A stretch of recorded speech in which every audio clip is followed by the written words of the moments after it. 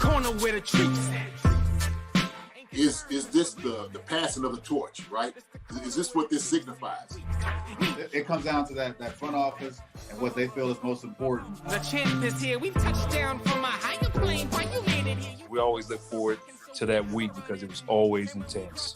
You know that we ain't coming back. We about to. The man, the myth, the legend, Dante Hall. My favorite player growing up was Dante Hall. I love you guys, Nico, but Dante was my guy.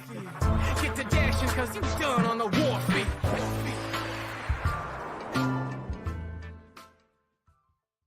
This episode of Chief Concerns is brought to you by BetOnline.ag. Hey there, Marcus Dash here from Chief Concerns. Just want to comment and say BetOnline is your #1 source for all your sports betting needs. Get the latest odds, lines, and matchup reports for football, baseball, boxing, golf, and much more. BetOnline continues to be the fastest and easiest way to place your wagers, including live betting and your favorite casino and card games available to play right from your phone. Head to the website or use your mobile device to sign up today and get in on the action. Remember to use promo code BELIEVE, BLEAV, for your 50% welcome bonus on your first deposit.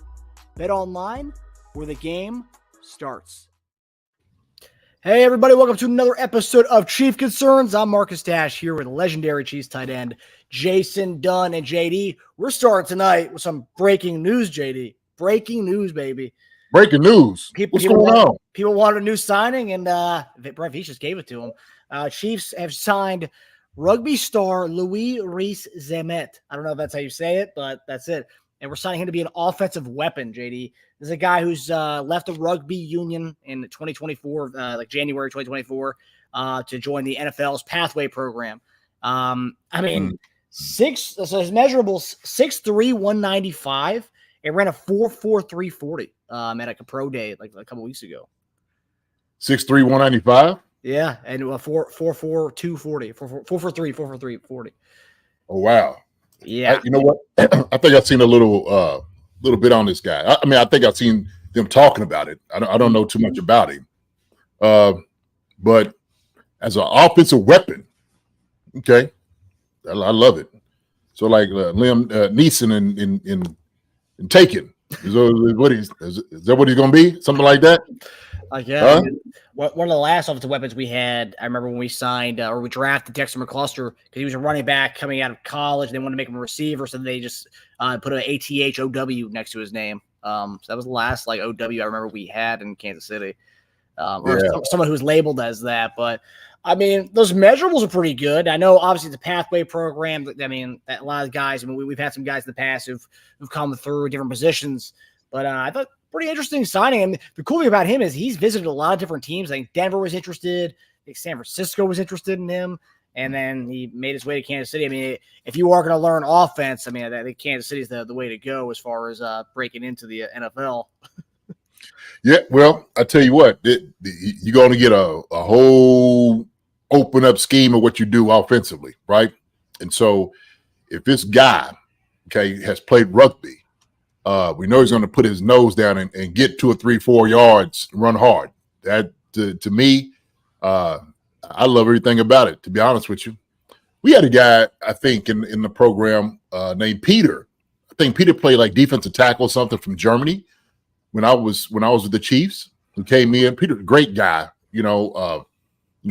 Played his heart out. He was out there on the practice field. I think he doesn't go against the roster. At least it didn't count against it, if I'm not mistaken. So that might still be another thing this year. I'm not sure. Okay, I think it might be one of those rules. I'm not quite sure. I had to go back and see. But hey man, this kid right here, it kind of reminds me of what is that movie? Daggone it. The one Sinbad was on with those guys. Necessary Roughness. Necessary Roughness. They had a rugby guy on there. Do you remember? They had a rugby guy. As a matter of fact, we're a fan of that movie than I am. I've only seen it once. Tasia can quote the movie. I don't know what that was. Oh, you never seen it? Well, I've seen it once, but Tasia can quote it very well. He always throws the quote to me. I'm like, yeah. I tell you, that. Yeah, incredible movie. But they had a dude on there who played rugby, and so every time there was a fumble, a scramble, he would always get it. It looked like the other team had it, and then they get up. It's McCloskey. He's always out the bottom of the pile. Like, how did this guy get this fumble? How did he do it? But yeah, man, I think this is one of the exciting things. I like this. Is good feel good story. I hope he does well, man. I hope he gets some clock for us. Though this guy could be something of a third down guy that we could get as far as the back. He runs the football. So, like I said, he's not shy of getting any type of physical thing going to him. So, yeah, man, that I like this. This is all right. Yeah, the kick return aspect now. I mean, we'll get into more of the new rules later on in the show. But the kick return aspect, they haven't banned the tush push by any means. So, and then rugby, man, a little tush push action. We can get in on that. Have this guy do that for us. Oh yeah. A little scrum going. That'd be all right. Yeah. So the report was Schultz report. Jordan Schultz. The Chiefs are expected to sign rugby star Louis Rees-Zammit. The plan is for him to be an offensive weapon used in various rules. A fun addition to Andy Reid's offense. So, bravo, taking a chance on a guy, right? And if other teams are visiting him, I mean, I'm sure they're wondering like what this guy can do, what he can give. So yeah, man, it's a little exciting to this. I like it. So this week when he did his pro day, was in front of 51 scouts representing 31 teams. Only the Rams weren't present for his 40 time or his pro day. He improved to an official 4.43 on his second run. This is what he said afterwards. A bit disappointed in my 40, as Emmett said afterwards. Last week I was getting some really good times. I was getting low 4.3s, high 4.2s. So it is what it is. It's just what happens on the day. But I know I can run that fast. I'm not trying to make excuses or anything, but I know what I can do, and I'm happy with the day and how the day went. Zem is trying out as a running back, wide receiver, and return man. So there you go. Oh, awesome. I might get this guy on the show. I know sometimes when everybody 4.2, 4.3, that's at hand time. It's a little different, okay? And then putting the actual lays up there, like, all right, this is very different. Yeah. Go! Stop! It's like, but no, that's good. 4-4, man, I'll take it. You know what I mean? They like it, I love it. So that's how it goes. Yeah, and the fact that many teams were interested in him, I mean, that pleases me. I mean, I don't know if he's going to get in playing time or whatnot, but like the fact that many teams were interested in him and he comes to Kansas City, that's interesting. And those measurements, it's not like he's like a 6'3", like 160 or 170 kind of guy. He's 6'3", 195. That's a thick dude, man. Yeah. This 6'3", 195 is solid. It's solid. You think about some of the receivers that are coming out. Is that more? I wouldn't say it's on the thin side. More leaner, but I'm sure the guy's all muscle. So he looks rock solid based on some of his pictures. Yeah. And he can take hits. Obviously, he's been playing at rugby. So I mean, it should. I think that's the main thing. Not to mention, he'll go down and hit somebody too, tackle on special teams, right? So if he got some wiggle and stuff in his hips, man, he's gonna be all right. Not to mention, he'll know how to make I think he's be able to take hits, not only take hits, but he'll know how to tackle. He do a very good job with the tackling as well. Special teams, baby. Special teams. So special teams needs love too. Absolutely. So. But so we wanted to lead off the show with that. We got an action-packed show tonight. We're going to cover the L'Jarius Sneed stuff. We're going to look into Kadarius Toney as we kind of alluded to on Monday. Gosh, my chest, my pectorals cramping, JD. What you been lifting? You been putting that weight in? Yeah, huh? Baby. I didn't drink enough water today, and I started my creatine supplements again, so I didn't get enough water in, and I'm starting to feel it right now in my chest. So let's say what's up to everybody in the chat so far. Everybody see Ghost Hunter, what's going on? Rhea, Donna Cochran, Lewis, about time. Wendy, what's going on? Martin Moore. Hey, John Cliff. What's going on, everybody? How y'all doing? Everybody doing all right out there? Let's have a good time. Let's talk some stuff out here. Give us some good questions for us to talk about, y'all. And shout out to Ghost Hunter. Ghost Hunter DMs me on Twitter right before we're about to go on the show. And he says, hey, look, we just signed this rugby star. I'm like, oh, crap. Good call, buddy. And I went and made the graphic real fast, and here we go. No. Here we go. So shout out Ghost Hunter. Yeah. Look, we have a producer in the chat pretty much. Oh, cool deal. Cool deal. Lewis, what's going down? All right. So let's get into it, man. What we got right here, Marcus? What we talking about? You said we were alluding to something we were talking about on Monday. Yeah. So we got Kadarius Toney coming up, but we got to start off with the big news of the last few days is the L'Jarius Sneed. The sweepstakes are over. L'Jarius Sneed is gone. He is on his way to Tennessee, and it is official now. So the Chiefs traded Sneed to the Titans and received a 2025 third-round pick in addition to a 2024 seventh-round pick swap. Sneed was then given a 4-year, $76.4 million deal. Includes $55 million in guarantees. So there you go. L'Jarius, congratulations, man. Generational wealth right there, buddy. That's good deal. That's amazing. Congratulations. Fourth round pick, I mean, making nothing, JD, to making 77 mil. Man, that's amazing. Man, you know, if you come and you show what you can do in the NFL, man, they'll pay you. And so he deserved to be paid. He deserved to be considered as one of the best corners in the league. As we believe he is. He's shown it in the past few years. So yeah, it was obviously sad to see him go somewhere, but at least he got a big payday. Hopefully he's happy with what he got. That's the main thing that we see is a guy is happy. And we won some hardware with him, and couldn't have did it without him, without his play. And so hats off to L'Jarius Sneed. We're still gonna be following him. We're gonna check him out, man. That's family. So that's what we still family just moved over to Tennessee. That's it. So he's right down the road from me, up here in Kentucky. So my brother's a huge Tennessee Titans fan. Huge fan. And so was he excited about the news? Yeah, he was. He didn't really get into it. He was like, "Yeah, we got your boy Sneed." I said, "Yeah, he's gonna be good for y'all. He's gonna be good for y'all." So and he also got $20 million signing bonus as well. I'm just reading that $20 million signing bonus. Pretty good, man. It's good. He made out the champ. He made out. Well, how much was that guaranteed? 55 million guaranteed and 20 million signing bonus. Shoot, yeah. Hey, well done. Well done. Oh, yeah. Well done. Well done. So this move, there's a few things about it. So obviously the move gives us around $30 million to make some moves. We'll get into some of those moves that could be happening sometime soon. But JD, people in Chiefs Kingdom were really, really perplexed by this move. You had a lot of people who understood the move that the Chiefs didn't want to allocate all this money to a cornerback. But then you have some people who just said, like, you're getting rid of a top cornerback to, re-sign some players here and there who are, middle tier guys instead of paying a top dog because we know we're going to get out of him. But then you have some people who are just mad that we didn't get enough for him, that we got a third round pick next year, and then we swapped sevenths. We got an extra seventh. Yeah, you and I both were perplexed by how much we got, what we got back for him. But Jay, what were your thoughts on the deal? And do you think the Chiefs could have gotten more? I know we said they should have gotten more, but do you think they could have gotten more? So we talked about this.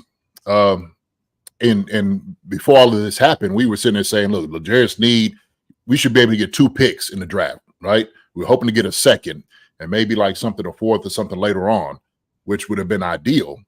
Obviously multiple picks, like we were saying. And I do believe that there was a couple of reasons why they didn't want to give up as much as they did. I do believe that when the Chiefs were shopping L'Jarius Sneed around, because they was obviously shopping him around, that's why they was like, hey, man, look, you can go and check out to see what you're getting. We're going to go ahead and put the tag on you, okay? Non-exclusive, but we'll see what's going on, okay? See what they're saying is what's happening. I think maybe part of the deal was his medical coming up about his knee. Could have been possibly something they could have used in the negotiation. Like, listen, hey man, look, we want to do a deal with him. We know he's a dog playing at corner. We know how good he is. He's a physical corner, whatnot. He's a little older guy, and he's got a little bit of injury history, or at least like the knee, right? And so for a guy that needs to backpedal and run as fast as everybody else is running forward, can we put that type of money in, at least giving up picks as well. Not to mention on top of it, paying him a big deal, right? The type of money they wanted to pay him. So I do believe that was part of the problem.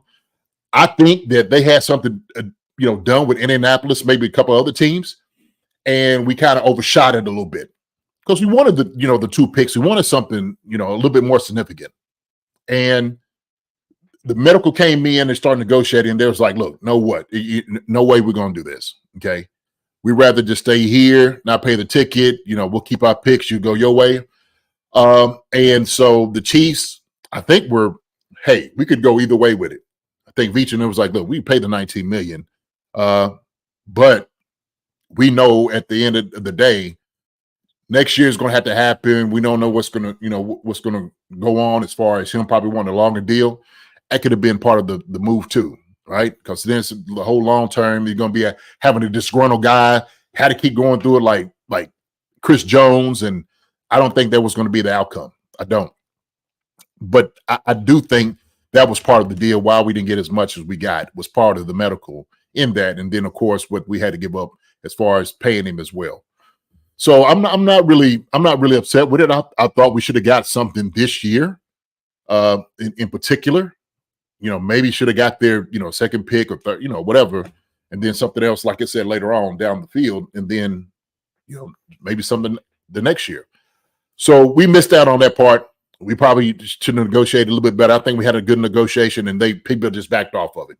I think that's me. That's my estimation. That's what we talked about. Yeah, and I think the one thing with this whole, the knee issues, which a lot of teams were scared off by that, as we've been hearing rumblings about that for the last few weeks. He's 27, going on 28, and we're talking about 4-year deal to a guy who's going to be 28 in January, and then he's going to be 32. Obviously, you probably would never get to the 4th year of that, but like this is a premium position. We're spending a lot of money for that. And if you look at what Veach has done, Veach hasn't paid DBs, and No. I mean, we're across that bridge in a few years when our guy McDuffie gets to that. We'll see how much they like McDuffie. And the thing about McDuffie won't be 27 by the time that contract's up, which just shows you how much older Sneed is comparatively to guys who come up on their first contract. But I mean, like you said, JD, he comes away with 2 rings at leaving Kansas City. He did his thing, and now he could, instead of going to search for a ring, he doesn't need to do that anymore. He's got 2 of them already. Now he can go search for the cash, and he got paid, man. So and I'll deal with this other part that you was talking about too. And he's going to bring all that to Tennessee. So the question, why do you get rid of a guy like this, right? One of the top corners in the league. Well, the reason that you can sit well with that move is because we have some very talented guys behind him that actually got significant playing time when Steve wasn't out, or we had to move him around. And that was obviously Joshua Williams and Jalen Watson. So we have guys there. We got depth on the team. We do, especially at that position. I said we had the best secondary in the NFL, and people really didn't know it. They didn't even know with the depth that we got. Veach has been an absolute master getting DBs in the draft. It's what he's been able to do. Somehow he's the DB whisperer, right? The scouts are going out there finding these guys, these diamonds in the rough, and they becoming stars. So can he mimic that in this draft again? Absolutely. But he can get a guy for the future. We got guys that's here already, right? McDuffie's going to be here. He's a starter in the league. We know this, Pro Bowler, first team All-Pro, one of the top corners in the league. Okay? Jalen Watson, okay? We know what his lankiness, had a little, I think, a shoulder injury, but he's going to be fine. He's going to be all right. Okay. Joshua Williams. Okay. We kind of talked about this. Some guy on Twitter, I know we sent something out, and guy was getting on him a little bit and saying basically, it's a drop off in the position, and I don't see no dog in you, but don't be disrespected by what I'm saying. And it's just crazy just to say that, right? And look, and I try to appeal to, his reasoning and rationale, because I was just like, look, man. He said, JD, I respect you too.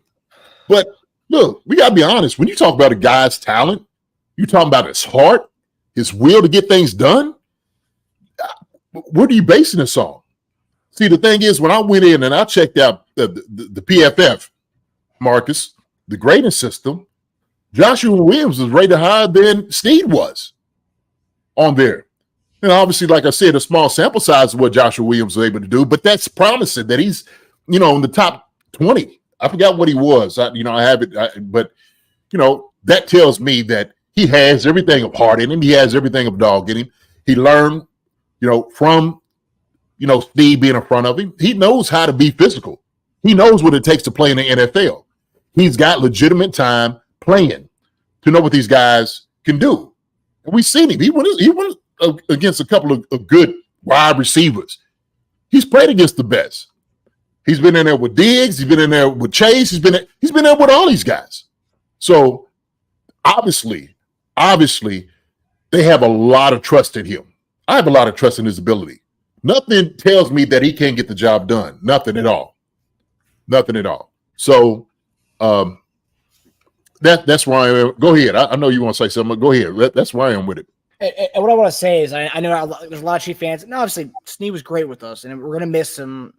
But the one thing I will say, and I think this kind of maybe shook a little bit, maybe shook Veach a little bit in a good way, and show us that we can move on from Sneed, was the AFC Championship game last year. First drive of the game, Sneed gets hurt out of that game. We end up winning that game with Joshua Williams out there, with Jalen Watson out there, with McDuffie out there. So like that, and that was the Cincinnati Bengals AFC Championship game last year. And we were able to pull together, I mean, those guys and that was their rookie season, right? The rookie season, they come out. Yeah, it was a rookie season. They come out there and they do their thing. And I think Josh Williams had a pick in that game too, if I'm not mistaken. Let me look at that. But I think that right there is what showed him like, look, we have really talented DBs in our room. We do not need to be paying anybody top 5 cornerback money. We just don't need to do it. And plus, we've talked about it before. We have to be very kind of efficient and selective with who we pay, and that's why Mahomes and Jones got the bag. And then outside of that, you kind of have to be selective with it. And we have good enough DBs in that room to be selective in that spot that we have, because we have talented young guys back there. And that AFC Championship game was a huge eye-opener to Brett Veach and a lot of our Chief fans to see, hey, we don't really need Sneed. Yes, Sneed's great. It's a luxury, but we don't really need him. So right.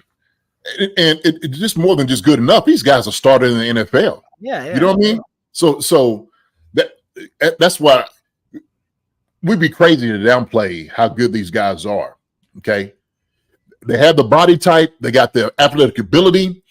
There was that one, okay? And we talked about this. This is when everybody was getting them like, why is Spags putting these young guys in against Diggs, one-on-one? I was like, because they can learn immediately.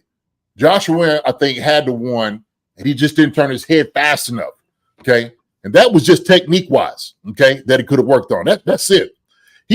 Great positioning, hit everything down. Everything was perfect to that point of get your head around or get your hand up where you need to be. And his head was just a little late. But that is something that he can grow into. He's teaching that. Now he knows, okay, well, shoot, you get burnt on this or something happens, he's catching football? Because this is a great receiver catching the ball, first off, catching it, one of the best receivers in the game. But 2, he won't make a mistake again. He knows how to get up and put his hand up. So that's the best thing you could possibly do. Best scenario is put these guys in a fire early so they know what to expect. You're not just putting a guy out here who's never played a game before, who's never played an NFL game. He's got significant snaps. To know how to play, to measure up against these guys he's going against. So, having Sneed and those guys, it was a luxury. So that was something. Spags was like, oh, look, I love Sneed. We know that. We love him. He's one of our brothers. Steve's won't get a bag. Give him what he wants. If we can't give it to him, let's give him what he wants. Yeah. So he obtained a Super Bowl ring here, what everybody in the league wants to do. You want to win, and you want to get paid, okay? Sneed just now accomplished both, all right? He's accomplished both. So it's a win-win situation for him, really. And so the Chiefs, I I think they understand they got the right man for the job in the room. If they didn't think that, they might have been a little bit more reluctant and reticent to give L'Jarius Sneed out there, right? Seriously, let's just be real. So, yeah, and going back to the AFC Championship game, Watson had a pick, and so did Josh Williams. So that was the game. I think that's a realization point right there for them. And then on top of that, we have Shamari Connor steps in this year and looked phenomenal. Yes, and you got Najee Johnson coming back from his ACL injury, who's starting during training camp, and then he gets hurt. So we have a plethora amount of guys who can come in and really do a good job. And I'm really excited to see what the secondary can do this year again. Me too. Like I said on my Twitter, we still have the best secondary in the NFL, bar far. So we're gonna be fine. Secondary is gonna be all right. It just tells you how good our secondary was with Sneed, though. Yeah, no doubt. I mean, Sneed was, lockdown corner, very, very highly effective on man, just being physical, throwing guys down, like throwing Tyreek and all these guys. That's what you want. And so those guys can mimic that. They really can. So the third pick next year will serve us well. Yeah, and that's another tool too. I know everyone's like, "Oh man, it's next year." It's like, it's a Titans third pick. So that's a team that's not guaranteed to make the playoffs. That's a team where they don't even know who their quarterback's going to be. They don't know it's going to be next year because it's going to Levis this year. They say he's going to battle it out with Rudolph, but we don't know who's going to be. And there's a potential of that team not making the playoffs. That's a potential of being a high third round pick next year. So that's a piece that we can maybe maneuver to try to get a higher pick in the second round, or throw it in and try to get a higher pick in the first round. I don't know, but like that gives us more ammo to kind of use to get up in the draft and stuff. So I know a lot of people are crapping on it because it wasn't this year's pick and it wasn't a second round pick, but like it's a third round pick. So when we get to next year, like, man, we got two of these bad boys. It's amazing. It's a good round pick, but for us, we could really utilize it this year if we wanted to move up for particular areas that we are kind of depleted in, right? And so that would have served us well this year because teams are probably looking at it next year like, now we'll wait. Okay, we'll see. So I don't know. We'll see. They might still be able to work something out, to do those things. We'll just have to find out. We'll see. It's going to be interesting. It's going to be interesting this draft. Yeah, I can't wait. But yeah, I wanted to make sure we paid homage to Sneed, give him his love for getting that contract, and I wish him well in Tennessee, and also hopefully calm down any of the people who are really pissed off at Brett Veach and maybe starting not to trust him, which I don't know if he's given any reason to not trust Brett Veach. But hey, and that's also another thing too. If that was a deal we got, that means that was the best we were getting offered, and at that point, it's okay. Yeah. We'll do it. Yeah, that's what we had to revisit with. And I think he has people on the hook before the end prior to that. And then it was just, what they were probably trying to get. They was like, yeah, we were out of this. But this is the NFL business. This is how business works, man, in NFL. It really is. So I'm not mad at it. I'm not mad at it at all. And they said that to show you how much like teams weren't offering us what we as fans valued him as. They had that deal set in stone for a few weeks, they said. So that means he wasn't getting better than that offer, which is wild because I think Sneed's worth more than that. But the fact that that's what teams they were setting the market, like that's what we're going to give him for him. So you only work what somebody's willing to pay and get for you. That's it. That's how it works. So exactly. About time. I agree 100%. If you don't trust Veach, you got issues. I agree. I think he's proven himself at this point. All the John Dorsey stands out there. All right, so we're gonna go to with that Brett Veach pick, with that L'Jarius Sneed trade. That trade opens up about $30 million to spend for the Chiefs, and that was kind of the big part in the whole thing. It's like we trade Sneed because I think even still till today, I think the trade finally went through today. But even until that trade went through, we still were on the hook for the $19 million in that tag for Sneed. So now it's officially gone through. We have around $30 million. But Jeremy Fowler of ESPN reports that the Chiefs could look to bring back two familiar faces in Mike Dana and Donovan Smith. Obviously, we've talked about the left tackle position with Wanya Morris and JD. And then also we talked about Mike Dana possibly getting a lot of money out in the open market. And for some reason, I'm shocked that he hasn't been picked up yet by a team. But JD, what do you think about their value? Go ahead. what were you saying? I said our value, their value. Yeah, So, I know. What do you think about bringing these two back? I mean, if these are two of the guys that we're valuing to bring back, and that was kind of part of the whole idea of trying to get that money back to spend on our guys and retain more of our guys from last year's Super Bowl. Yeah, there's a report. How legitimate are they on the reports? I mean, if he's getting a snip of this, I don't mind it at all. I like Donovan Smith. Donovan Smith is a starter in the league. He is. I think he played well for us. And obviously he got hurt last year, which hurt him as far as, what he was, obviously getting on the market. Like, okay, this guy keeps getting hurt. There's some things about it, but I like him. I like Donovan Smith. He's a physical tackle. He did a good job, blocking for Patrick. He did a good job. He did a solid job at left tackle. I liked him when we brought him in for that amount of money. So can you put something together to maybe say, hey, look, if Wanye is going to be the future or he's not, what are we going to do? How about we try to get him to a 2-year, 3-year deal, right? Do something like that. I mean, I wouldn't be opposed to it, depending on what he's asking for, right? Depending on what he's asking for. So I think it's something that's doable. But Donovan, to me, man, he's a pro. He's a guy that understands the business. He understands how to block. He's a solid starting left tackle in the NFL. Pure and simple. He is. Dana. Now, to me, this makes sense. Like you said, this is what we think the value is. Okay, the Chiefs obviously love him because they know who he is. The teammates, they know who he is, how hard he works.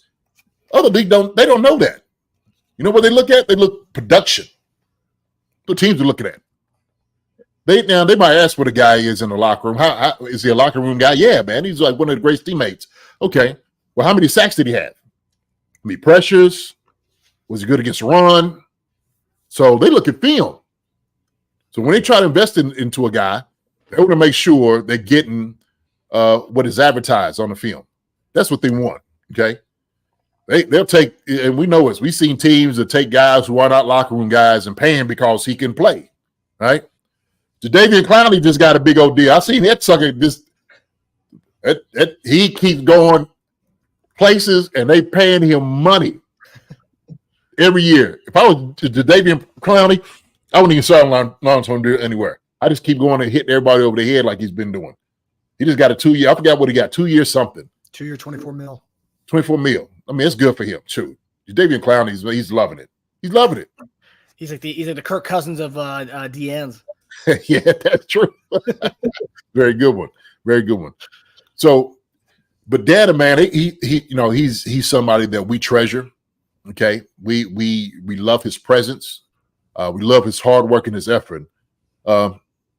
These two guys, man, seem simple to me.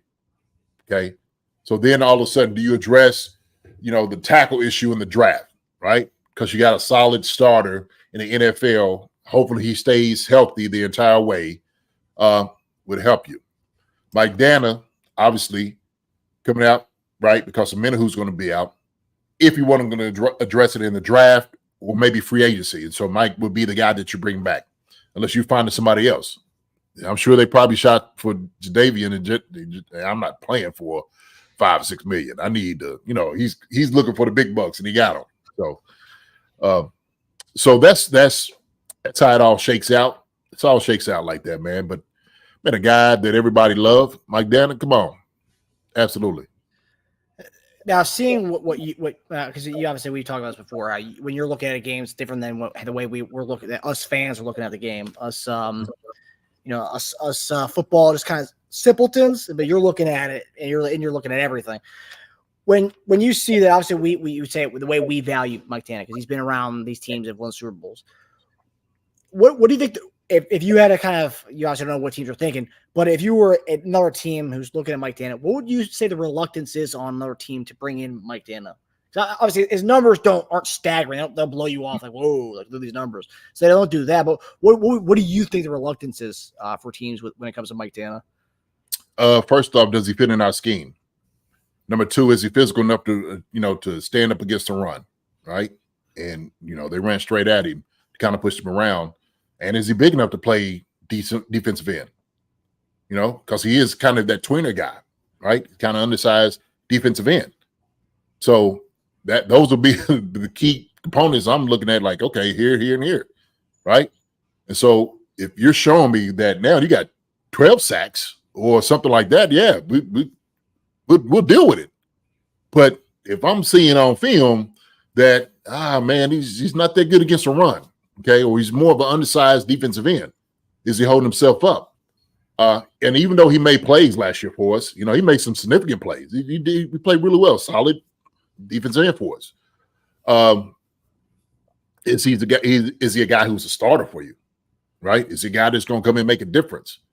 So this is what teams are looking at. They're asking this question about Mike.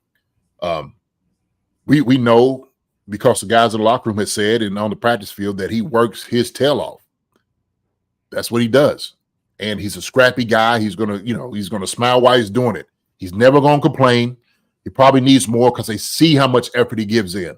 And so when you see a guy that comes in with his lunch pail and a hard hat every single day, I mean, you got to just appreciate a guy that way. But other teams don't know that, and to be honest, that's on the bottom of they list. They need numbers, Marcus. That's what they need. They need production.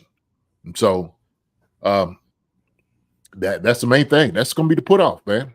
Size, efficiency, numbers. Yeah, I mean, we've talked about it before. I think Noah John Marshall mentioned it. With the Menu being out, having depth at that position and having guys that we could trust and count on until whenever he comes back. I don't know how long he's going to be out next year with the ACL injury. I saw pictures online. It looks like he's rehabbing well, but he could be out for half the season next year. So we're going to need guys. And, it's one thing to draft somebody, and there's another thing to, rely on the sophomore year of King Felix. But Dana, we know we're going to get from him. And as you said, the guy works his ass off. So, having a guy like that back in the building in that position group could be beneficial. And if he is going to take a 1-year deal, kind of bargain Veach style type deal, then I'm all for it. Yeah, me too. So, the Donovan Smith thing is interesting because right when the Super Bowl ended, he made comments about going to play for the Jets. I think he's from New York, I think, but he wanted to play for the Jets. They end up signing Tyron Smith and then trading for Morgan Moses. So they have no need for that for him. But it's going to be interesting to see if there's any other teams who are interested in bringing him on. And obviously we're almost a month away from the draft. So it's getting close. But as we've talked about, though, some guys will probably wait until after the draft. So at this point, hey, I might as well wait, right? Yeah, see where everybody's going to fall at. That's usually how it works. But do you get into camp, show guys, get into some good shape, get somewhere where you're comfortable? So he's been here. Just bring all his suitcase and bags back here to the KC. Okay, it's going to be home for me for a couple of years. Why not? And if he signs, it might just force their hand, look, then we're just going to go ahead and deal with getting Wanye better for another year, behind you, right? But what harm is that to do? So that may be more of the thought process, okay? And so if you do have a guy like that here, Wanye could get, maybe some snaps there as well. We'll just have to see. We'll just have to see. The thing is, you can't go in with questions with anybody. It could be anybody, Wanye Morris or whoever, whatever position, and going in with questions without significant guys behind you. So that's the way I look at it. And Donovan gives you that. So do you use a pick? Were you going to use a pick in the draft for offensive tackle? Because that's another question. It's another question, right? So because you'd hate to use another pick in the first 4 rounds for a tackle, and then sign him. It's like, wait, what? I mean, what are we doing here? It's a wasted of an asset if you do that. yeah, well, you still in the same boat. You got 2 tackles who are young, looking at each other like, well, who's going to do it, right? The other one's got like significant. Wanye was like, well, I played in 3 games last year in the NFL, so I'm, I got more on you, right? So let's see, it's somebody you're going to go get in the first round. Like I said, one of the top guys.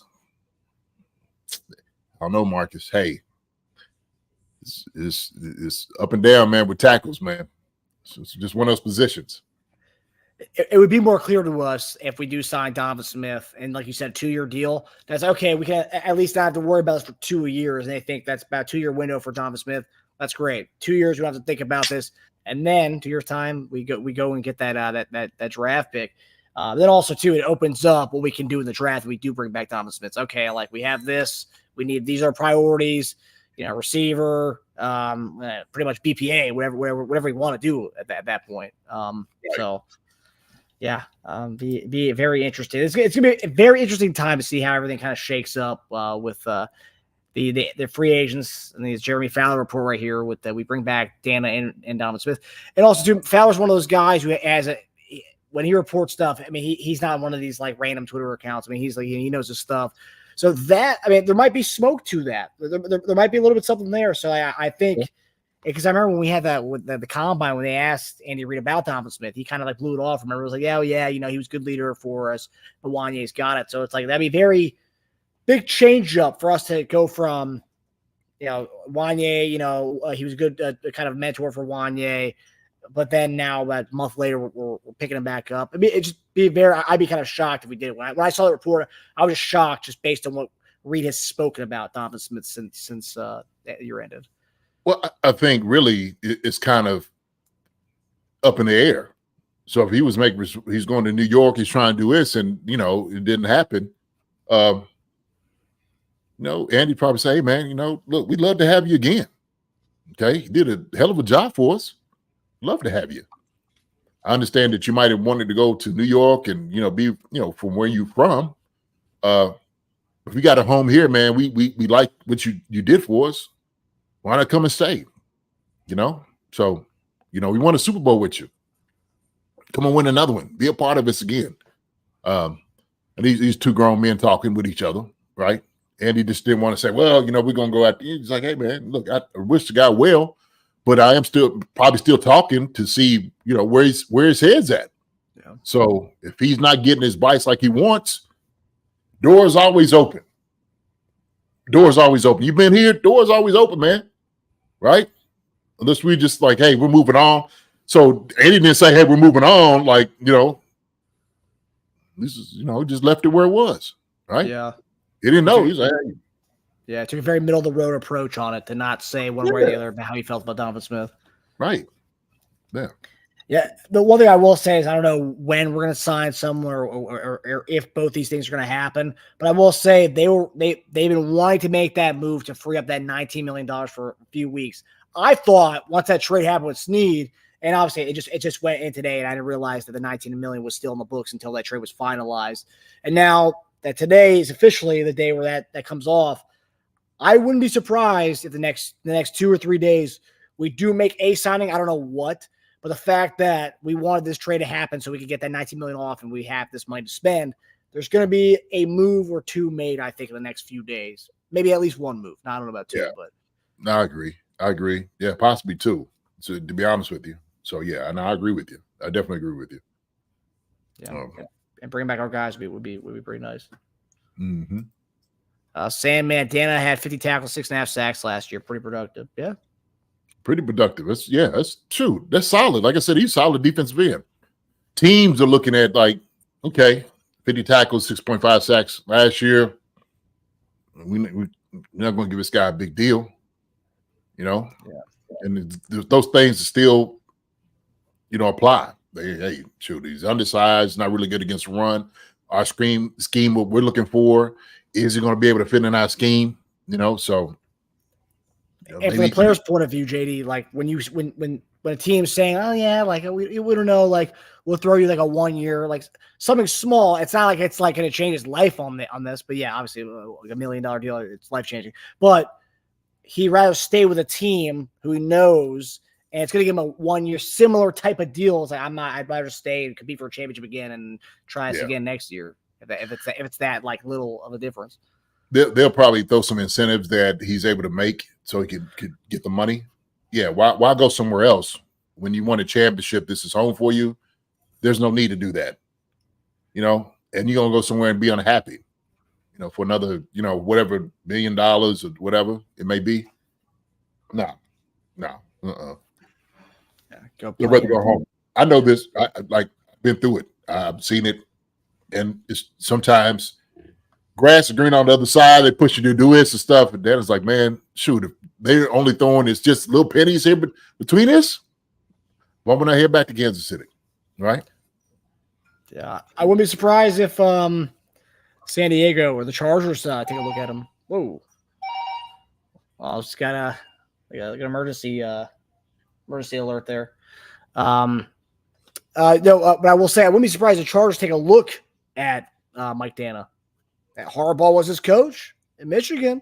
I wouldn't be surprised. The Chargers have made like no moves at all. They've only cut guys. They haven't brought anybody in. So I could potentially see that it's also AFC West, an addition in the way AFC West, and we know that goes. The rival teams like taking from each other. Yeah, well, college is different than the league. That's true. So, that's true. Mike, good seeing you, Mike. Daggone, I didn't come here just to say good seeing you. What about a contract, man? Well, we're looking at other places. We appreciate it. We'll keep you in mind. We're running a little different scheme than we didn't when you play with us. We're running a little different scheme. Yeah. And they already have a lot of money dedicated to Mac and Bose, so I don't think they really need another edge rusher to a lot any more money there. So I'm the Brown. Ooh, Chiefs signed Jason Dunn to a 1-game contract at his H-back. There you go, JD. You taking it? 1-game contract, H-back. Boy, I'd be over laid out, pulling out on the stretcher. I get there for H-back for 1 game. I'll wreck some. Hey, I'll tell you what. I'll fold some jokers up. You best believe that. I might be one of those that's folded up after the game is over, but you best believe I'm going to come in there hitting some jokers for sure. Get a nice massage after the game. Oh, yeah. They're going to do a little bit more than that. Massage, too. Put me in a cold tub. Yeah, put me in one of those what's the name of it? The tanks like Michael Jackson was. Get me back together. Oh, that's right. You look at it, JD's all right in there. He's okay. He's a healer. There you go. Wow. So we're going to talk about a guy that we referenced on our show on Monday. JD wanted to talk about it, so we're gonna talk about it. And its name has come up quite a bit in the offseason so far. A lot of Chief fans were asking if we're going to get rid of him. So it's something we're going to have to address at some point, especially if we do bring in another receiver, because it's like, okay, we have like 10 receivers in the room. Someone's got to go. So obviously a healthy scratch in the Super Bowl after an IG video he posted on his page saying that he wasn't hurt, along with a few expletives in there as well. So he's owed $2.5 million this upcoming season with a dead cap of $2.5 million. So if we cut him, we're losing $2.5 million there. So that's something that we have to fight with, but we have $30 million to spend now. So maybe we can do that. Maybe we can do that. But however, with the new kickoff rules, bringing the return game back, I personally think there could be a role for Kadarius Toney on this team within that if we don't want to cut him for the $2.5 million. And that's something that the team could, decide to use him as if they do keep him around. But JD, what do you think of what do you think the Chiefs should do with Kadarius Toney at this point, considering all the drama that went on towards the end of the last season, the healthy scratches, the drops, and just kind of just everything? What do you think? What do you think is best for the team, and what do you think is best for Kadarius Toney at this point? Oh, man. So, okay. I forgot we was going to talk about this, actually, but I'll get into it. I'll tell you my opinion, full opinion in this is I think Kadarius Toney is somebody who is salvageable, all right, for this season. The reason I say that is because when you look at who we have on the roster right now, okay, he can definitely help us. We know the talent that he has in him. We know this. The fast twitch, when he makes plays, he's incredible, right? He can put it on with the best of them. He's got decent hands. He does. He got good hands. Obviously, a couple of snafus and the problems and issues he did last year wasn't a good year for him at all. Wasn't a good year. I don't know as far as like the whole legitimacy of this whole video, if it was doing for the Chiefs he was saying this, or New York, whatever, right? Whatever. But there is a way that you can kind of work this out, okay? And if anybody's going to be able to work these things out, to guys that might be disgruntled or have a problem with an issue, Andy is your guy, okay? All right? And Andy's going to be kind of a matter of fact with you. Do you want to be here? You don't want to be here. And if you don't want to be here, then we'll give you your release. You know, no problem with it. We'll part ways. No harm, no foul. Okay? No bad blood. We'll leave it at that. Kadarius Toney does have value. You can put him in where he can still fight for a position, fight for legitimate snaps on offense, and see what he does. See if he stays healthy all off season. Is he going down to with Pat in the passing? You know, they have the little passing camp where they do all those little things. Where is he in that? Right? We've seen Rashid Rice and we've seen Hollywood down there. Okay. They live down that way. Two guys that's dedicated to getting this thing right. I would love to see other guys in there. Sky Moore, love to see him down there too. Come down getting work. And he could be. I don't know. Nobody has any reports. So I don't think anybody, this is not like TMZ or anybody like, got photographers following around everywhere.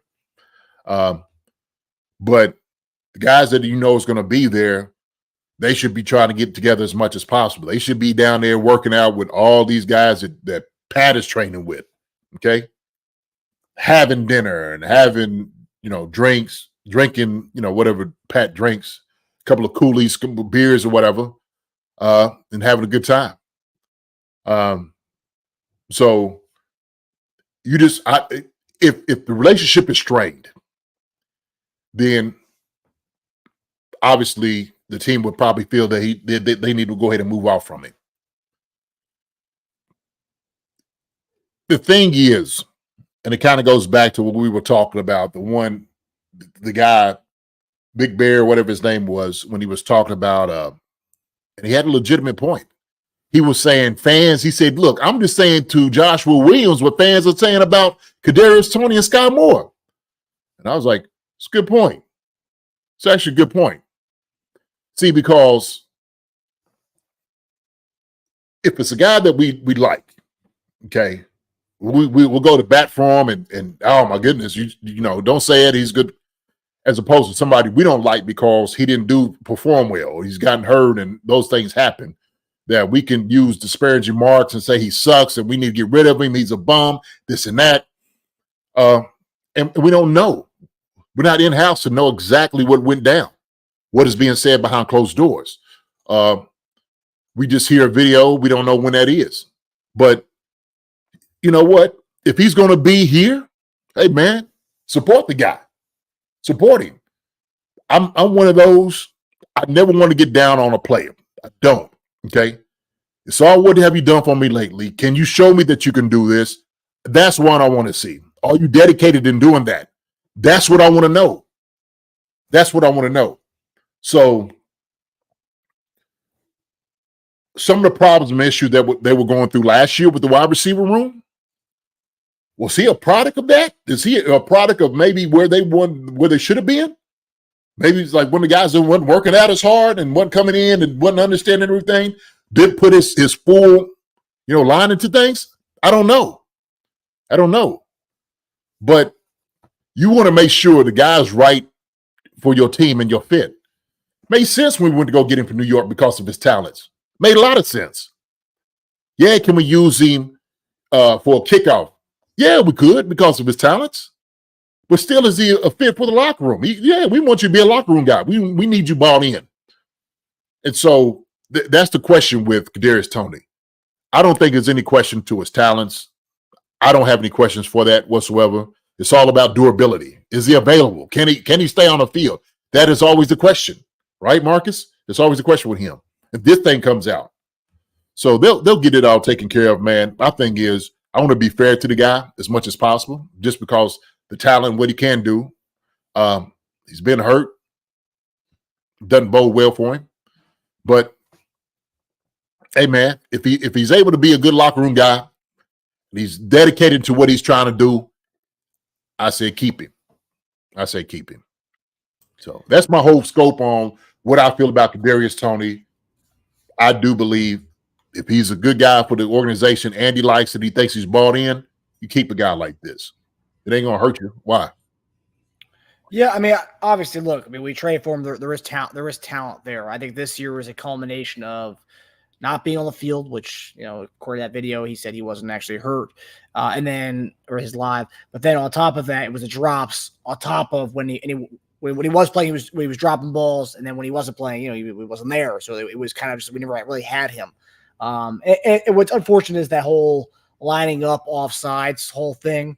He catches that touchdown, we win that game against Buffalo. I mean, who knows? Do we win the Super Bowl after that? Who knows? I mean, obviously the butterfly thing, we don't know. But I don't think a lot of the hate that he'd be getting, and I think his confidence would be an all-time low after that game. I think that set him back a lot. That whole offsides and all thing, that everything transpired after that game. I think that was going to be his comeback, his confidence would be back. That's taken away. People are killing him online to line up both sides. And then after that, the Patriots, the drop where he drops the ball up in the air, Mahomes gets frustrated on the sidelines. But I think you bring up a good point. And I remember last year, everyone's like, or 2 years ago, Hardman's not working out with those guys in Texas. And then we find out a few weeks later, he was working out with them in Texas. I think we're going to get a key indicator if, we still see these guys working out in Texas together, Mahomes, Hollywood, Rashee Rice, over the next few weeks before the draft. If we see other guys going there, and then we don't see Toney, and then we don't see, if we don't see him, I think we're going to get a nice, that's going to be a nice indicator as to what's going to happen with that whole situation, with the way the season ended. 100%. 100%. Look, I know it. Been there before. So teams they'll take a chance and not take a chance on you. And like I said, it's all about, can you fit in the locker room? And so I'm looking at some of the people talking in the chat. About time said, when Toney went online and said Chiefs consult the popsicles, I was done. This attitude is toxic. It is. If he was referencing the Chiefs, if this is who he was talking about, that is toxic, okay? And you can't have a cancer or a toxic guy in the locker room. I agree with you, right? And it could be frustration because we don't know. Hey, man, listen. Okay, I'm going to be 100% honest here. Could they kept him out? Yeah, possible. Okay. He might not have liked it, right? That's been done to me before. I was put on IR, didn't know anything about it until Adam told me, chief reporter. He's still there with the tight shirt. Yeah, Adam. And I was blindsided because nobody had told me. I find out in the morning when I'm coming in to get treatment. And I think this is like 2006. I think this was. And I didn't get to play in the playoffs. You talking about pissed off. Pissed. And I went up and I said my piece very respectfully to the trainers. I'm like, wow, who made this decision without consulting me? And I had a conversation with Carl and with Herm.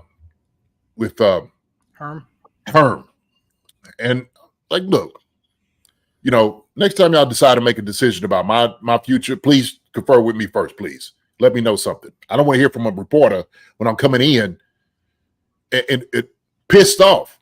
So yeah, that like if you think that you're gonna be a part of something and you know they're not, they made a decision around you. It's like, hey man, what's the deal? Right? But it doesn't excuse him going in and saying all of that. You're right. And the thing is, not being toxic, he could be pissed off. PTSD, yeah. For real. About time. For real. But the thing is, if it is toxic, it's ongoing and something like that, you don't know what his heart is. Like, they didn't question you can't question my heart. My heart was always dedicated to the team. I always wanted to give you another play. I always want to be part of the battle. I always want to go out there and swing for my boys. That's how it was going to be, always, constantly. For this, no doubt. So that could have been it. That's reality sometimes how it goes in the NFL. Okay?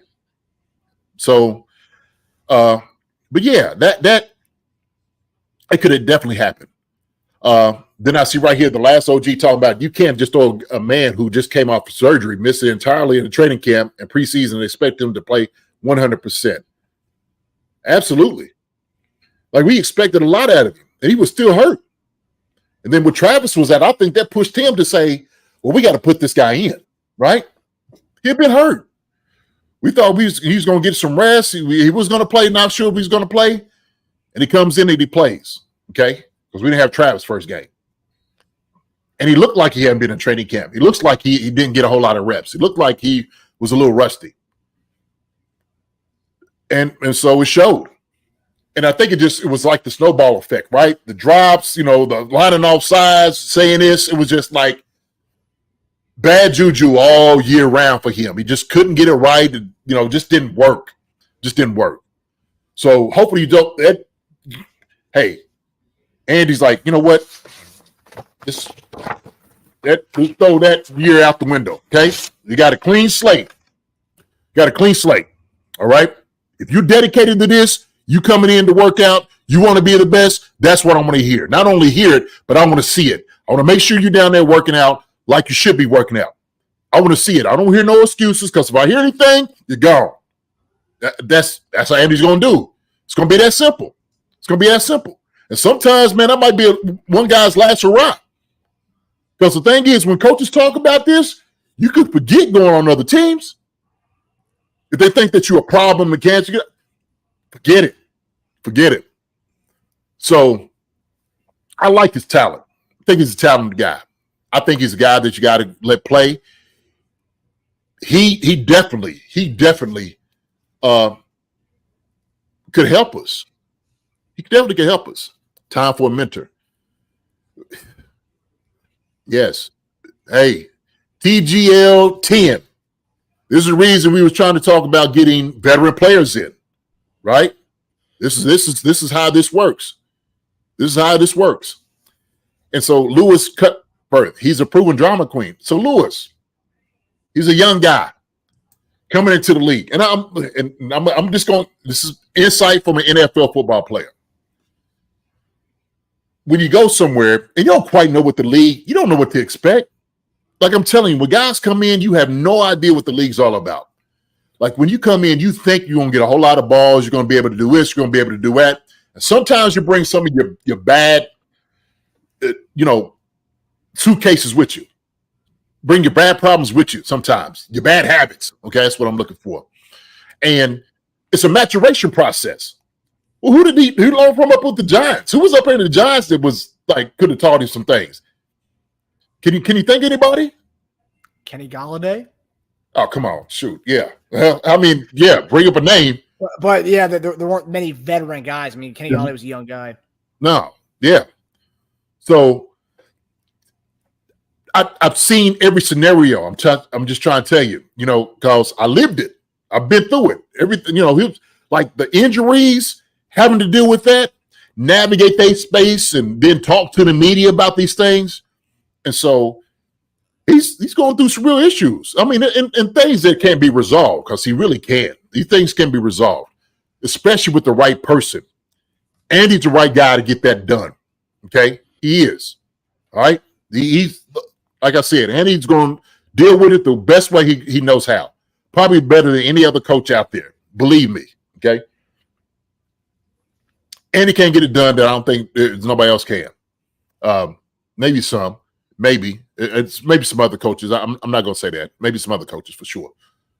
But, yeah, he has some drama. Young guy coming in, still trying to understand how these things are working.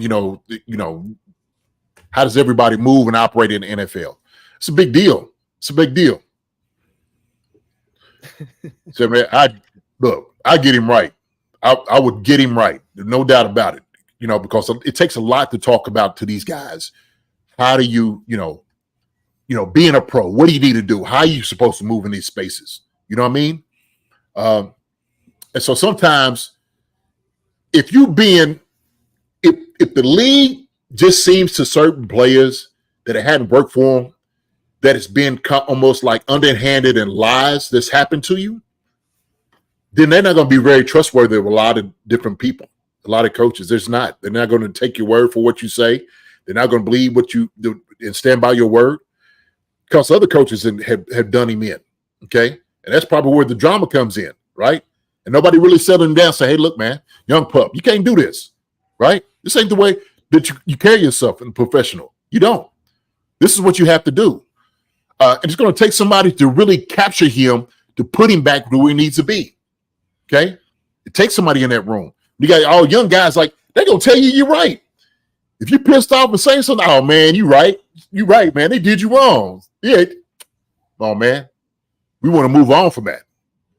We don't need for you to be a one and done and out the league. We want you to have a good career. I want you to be somewhere for the next 4 or 5 years to show your talent. You deserve that. Teams deserve that, okay? You owe it to yourself and you owe it to your family and everybody else. So this is how you get it done. So I think that's what it takes. But, I think it takes a particular personality to get those things done, to do that. So, yeah, I don't think we just throw the guy away. I've never been just throwing a guy away unless he just make it in himself that he's not salvageable. And he's just like, look, I ain't shoot, man. Screw all that. I don't care nothing about nope. All right. Well, hey, appreciate it. We'll see you later. Yeah. NFL don't need nobody. Chiefs don't need nobody. Believe me. They don't need nobody. They can make it, pretty much anybody walk. Except PM15. We don't let, please don't go. Please. So yeah, man. So that's my little rant. So what do you think? It has to be, it had to be addressed, at some point. There's two sides in this whole Kadarius Toney thing. People who want him gone just want to rate of it. Regardless of the IG thing, I just think people just think it's just kind of the end of the road.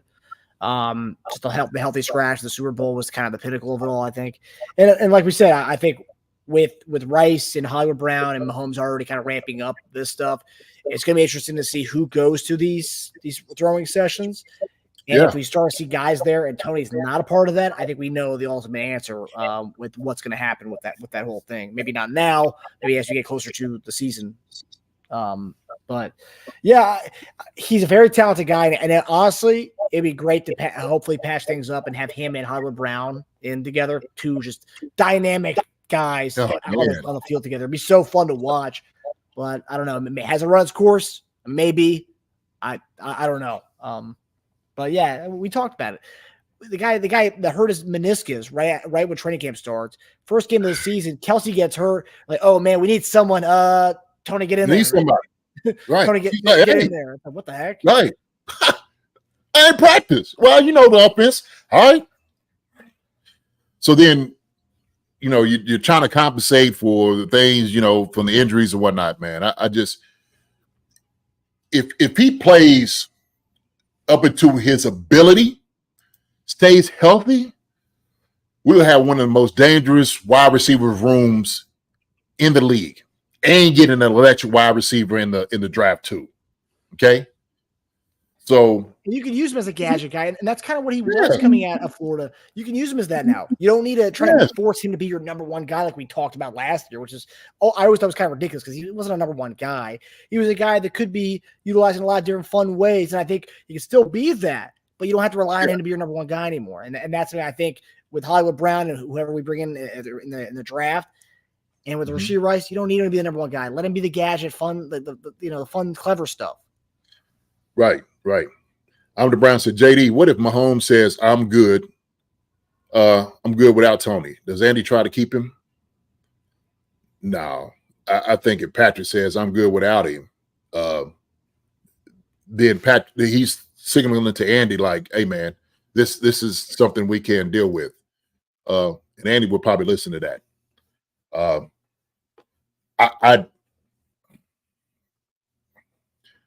Patrick is a guy for me who wouldn't be down on anybody.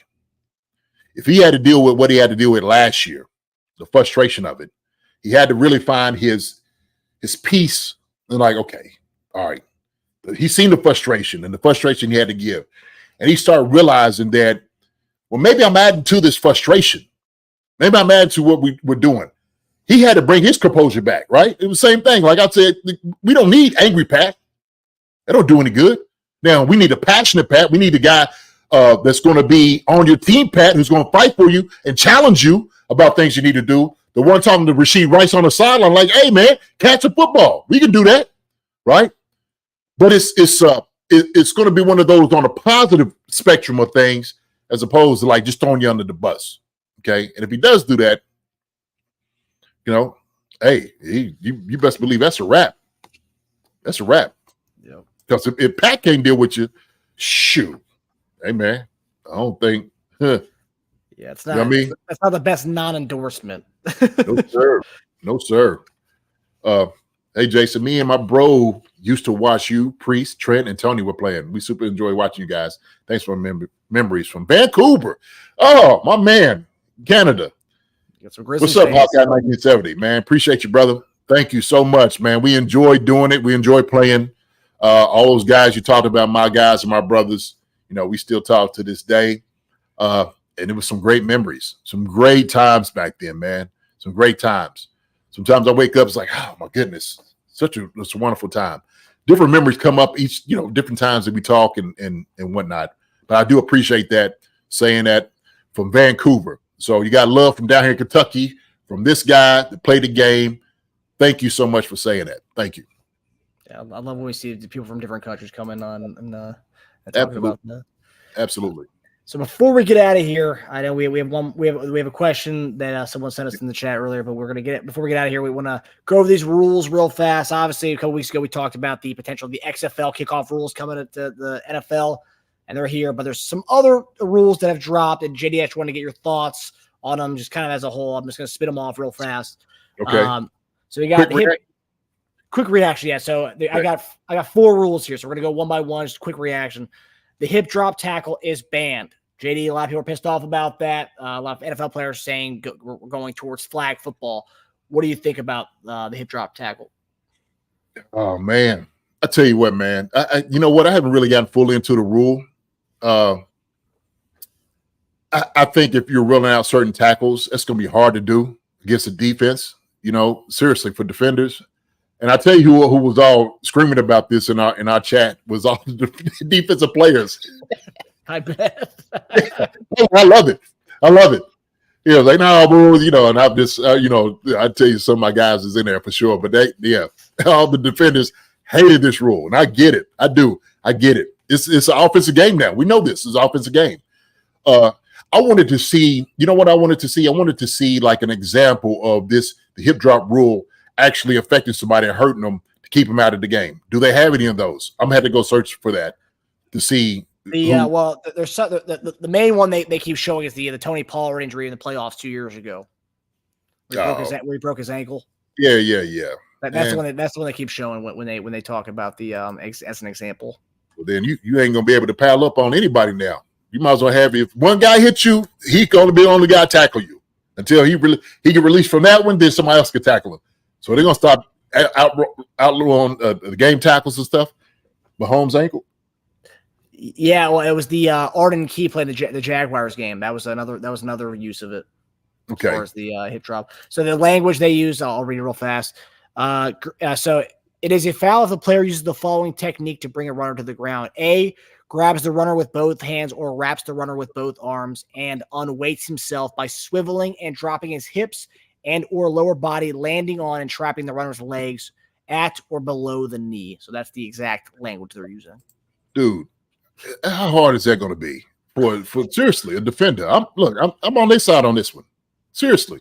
Yeah. Because when you tackle, you just like you try and get a guy down. And so when you pulling them down, obviously their legs, man, it happens millions of times in a game. Seriously. So I don't know. Yeah, it's with this and the other rules that are going on. There's going to be a lot of stuff. Referees are going to have their hands full this year with the new rules that are being implemented this year. Yeah.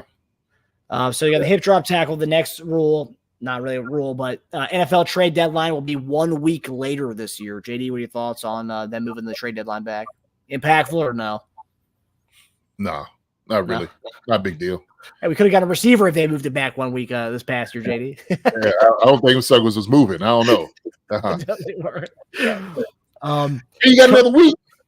Yeah, no, it's not the NBA. No, people don't trade in the NFL. Yeah. The next one is coaches no longer have to win their first 2 challenges to get a third challenge. Now they only have to win one of their first 2 challenges to be awarded a third challenge flag. I like that. That. Yeah, bad. it's good. It's good. So I hated that. I actually hated that. I hated the one, the challenges and the rules of, because they get a lot of things wrong. Yeah. So that rule, along with the next rule I'm about to read, is going to make these NFL games. I thought they were trying to make these games go faster. These games are going to be long as hell next year, JD. I'm telling you. So the next rule is replay changes. So this is a 3-part rule. So the replay assistant will now be allowed to correct objectively incorrect calls for intentional grounding and roughing the passer. Mm-hmm. Replay review will be allowed when there is clear and obvious visual evidence that the game clock expired before any snap. Lastly, ruling of a passer down by contact or out of bounds before throwing a pass are now reviewable plays. JD, what are your thoughts on this, the replay change? What was the third one? The third one was what? Ruling of a passer down by contact or out of bounds before throwing a pass are now reviewable. I like one of the 3. Which one? I didn't quite like clearly before the seconds clock goes down, ball out of your hand, they should be able to see that, if they, pull it back. I think it's just going to be a lot of stoppage in the game, possibly doing that. The same thing like runner being down. Actually, it's not bad. It's not bad. The throw was not as bad as I thought it. The second on, it's like whatever. True. What are the refs going? We need refs for? True. They just get the guy up in the booth making all the calls. Why don't you just do that? Okay, let him make all the calls. He see everything. Shoot, I don't know. So, how much longer do you think the games are going to be with all these changes? No, geez. Significant. Hey, advertisers, sponsors love that. More commercial breaks, JD. That's what it is, right? Let's market to the people. Let them buy more stuff. How about that? Yeah, that works. It works. Yeah. Yeah, and then I think they're going to do 2 games on Wednesday this year. So Christmas Day is going to be on Wednesday, and apparently they're going to be 2 NFL games on Wednesday. The NBA fans are kind of mad about that, or NBA fans, but the NBA is probably not going to like that at all. The NFL is just taking more and more of their stuff, man. At Christmas Day used to be an NBA day. Oh, geez. NBA season's long enough already. So, what are y'all going to be playing in the league, the interleague championship? Get it, all my guys that play basketball. If you watch them, my boys. So. But all right, everybody. Well, that does it for us. I hope you guys enjoy our episode. We had breaking news to start off the show with our rugby player, and then all the questions that we got. And actually, I do want to get to one question that we got from Jonathan Glenn. What are the chances of Kansas City targeting Marvin Harrison Jr., JD? What do you think the likelihood of that is? I don't think we're going to be able to get him. Nope. I think everybody's targeting that guy. Don't mean you can get him. Love to have him. But I do like Patai Herring says, I love to have Xavier Leggett. Ooh. Love to have him. No doubt about it. Without a doubt. Very good. That's my number one receiver I would love to have. Okay. So you have it from me. That's the guy I like. I know you like, what's the name? Rice? No. Yeah, I know you like Rice, but you were talking about Lad McConkey, the Georgia McConkey. Yeah. It's good too. But Xavier Liggett, woo! I'm telling you. I remember we was talking about this. Yeah. I seen him when he was playing. I was just like, when he played UK, I was at the game. I'm like, man, who's this guy that keeps showing up? Because they had another dude, I can't think at the time, and he was killing him. You talking about a physical specimen? I tell you, you know what, Marcus? You know, you were talking about Burks last year, about how good Burks was. Yep. He is that much better than Burks. He is legit like A.J. Brown, my man up there in Seattle. Shoot, you can think his name. JSN? No. Big dude. Shoot. Metcalf. He's one of those big, powerful receivers, man. I'm telling you. That guy, you could throw the ball up to him, he gonna catch it. He's got strong hands, he's fast, he's big. That joker right there. When you talk about all phases of the game, he would legit give us that guy. I'm telling you. So I don't know if we get him. Love to have him. I'll tell you what, if we come away with Brant Rice and Terrell Owens' son, who's a Missouri State guy, we were at his pro day. Just getting all Frank Gore Jr., just getting all the old guys' sons. I'd love this draft. You take me back about 15 years, JD. Oh man, it'd be good. Thank you all. Appreciate everybody coming in, saying what's up to us, peeking your head, and having a good time. We always enjoy it. We always love interacting with you guys. Donna, Kathy, Wendy, I'm DeBrown, Martin, Ghost Hunter, 1974, Henry, Patai Henry, About Time, Blackjack City, all you people. I'm just running through the chat real quick. Hawkeye 1970, appreciate the good words, my man. TGIL 10, okay? And everybody else, man. So y'all be good. Lewis, good birth, appreciate you, man. All right, every single one of y'all that came in. Enjoy it. Love each and every one of y'all. Y'all have a good week. All right. Marcus, man. Love you, my brother. Love you too, Love brother. you. All right. Appreciate everybody. Great show. Yeah, amazing show. We have breaking news. Yeah, we had everything tonight, JD. Everything. And everyone was lively in the chat. We hope everybody has a good weekend, and we hope everyone's brackets stay golden until we guys see you again on Monday. We hope everyone's still in their March Madness brackets by the time we see you on Monday. Fingers crossed, everybody. And Maria, good luck to San Diego State. I know Maria is a big San Diego State Aztec fan, so good luck with that matchup you guys have tomorrow. Yeah. All right. Say it, man. You too, brother. Appreciate it. All right. Thank you. All right, everybody. Have a good night. Love you guys. All right. Love you. Hi, everybody. Thanks for watching. Subscribe here to get the latest from the show. Also, be sure to check out the best clips from Chief Concerns. And if you prefer to listen to the show, subscribe and follow us on Apple Podcasts, Spotify, and anywhere else you get your podcasts.